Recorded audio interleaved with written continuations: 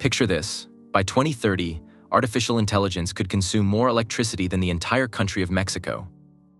That's right, ChatGPT, image generators, and all those AI tools everyone's using are about to create an energy crisis of epic proportions. Tech giants like Google, Amazon, and Microsoft think they've found the answer: nuclear power. But here's the twist that nobody's talking about. There's a massive timing problem that could derail this entire plan. The reality behind these nuclear partnerships might shock you, and it's definitely not what the headlines are suggesting. Here's what most people don't realize about artificial intelligence. Every time someone asks ChatGPT a question, generates an image, or uses any AI tool, massive computer servers are working overtime behind the scenes. These aren't regular computers. They're specialized processors that consume incredible amounts of electricity just to function. The numbers are staggering. Data centers currently use about 100 terawatt-hours of electricity annually in the United States alone. But with the AI boom exploding, experts predict this could jump to 400 terawatt-hours by 2030. To put that in perspective, that's enough electricity to power every home in California for an entire year. The United States currently has around 3,000 data centers, but analysts project thousands more will be built by decade's end. Each new AI-focused facility requires enormous amounts of constant power. Some individual data centers need 500 megawatts or more, which is enough to power 500,000 homes.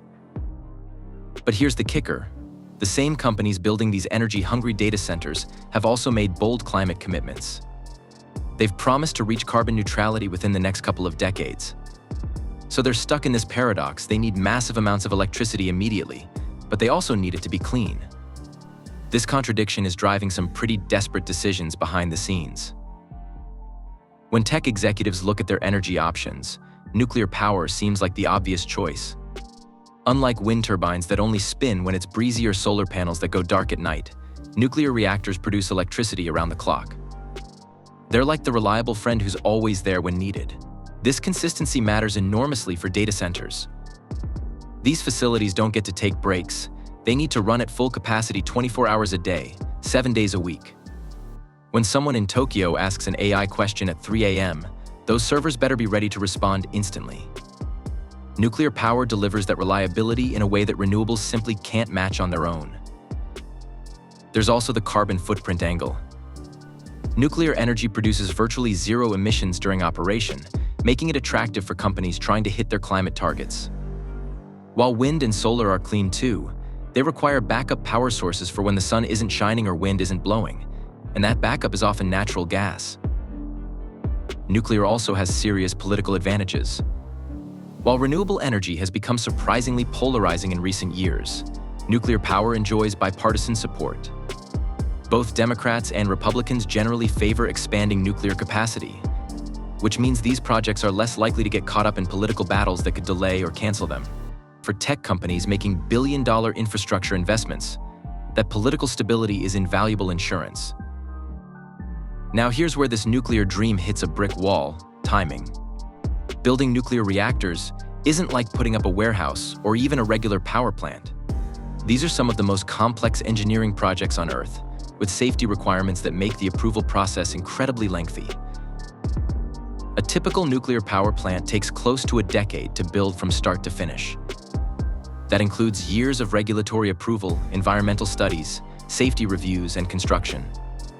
Meanwhile, tech companies are saying they need massive amounts of additional power within the next 3 to 5 years to meet their AI expansion plans.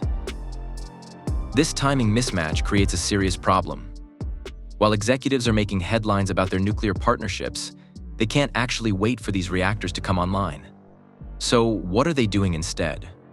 They're keeping old coal plants running longer than planned, building new natural gas facilities, basically doing whatever it takes to get electricity flowing to their data centers right now. These fossil fuel plants aren't temporary solutions either. Once built, power plants typically operate for 30 to 40 years or more. So the natural gas plants being constructed today to meet immediate AI energy demands will likely still be running in 2060, long after we were supposed to have transitioned to clean energy. The nuclear announcements make great press releases, but fossil fuels are handling the actual work. So what are these tech giants actually doing about their nuclear ambitions? Let's look at some real examples. Google signed a deal with a company called Kairos Power to buy electricity from small reactors that might come online by 2030. Amazon invested in X-Energy and plans to purchase power from their small modular reactors in the early 2030s. Microsoft made headlines by partnering with Constellation to reopen part of the 3 Mile Island nuclear facility. Yes, that 3 Mile Island, the site of America's worst nuclear accident. They're planning to restart one of the reactors there and have it running by 2028, assuming everything goes according to plan. These deals sound impressive. The Google agreement covers up to 500 megawatts of power. Amazon's deal might generate up to 960 megawatts. Microsoft's 3 Mile Island restart would produce about 800 megawatts. These are decent-sized projects, but remember, some individual AI data centers require 500 megawatts or more just by themselves. There are also efforts to extend the licenses of existing nuclear plants and upgrade them to produce more power. About 24 reactors in the United States have licenses coming up for renewal before 2035. Some facilities could potentially be upgraded to generate additional electricity without building entirely new infrastructure. But even if every single one of these projects succeeds perfectly, they're still not nearly enough to meet the projected demand from AI expansion. Let's do some basic math that reveals just how unrealistic these nuclear promises really are. All the nuclear reactors currently operating in the United States together produce about 800 terawatt-hours of electricity annually. To meet the projected energy demand from data centers using only nuclear power, the country would need to expand its nuclear fleet by roughly 50%. That means building dozens of new reactors, not just the handful of small demonstration projects that tech companies are currently supporting. Even with the most optimistic timelines for next-generation nuclear technology, experts agree that significant new nuclear capacity won't be available until at least the early 2030s. Meanwhile, the AI energy crunch is happening right now. Companies are making decisions today that will determine what actually powers these data centers for the next several decades. Most power plants, once built, operate for 30 to 50 years.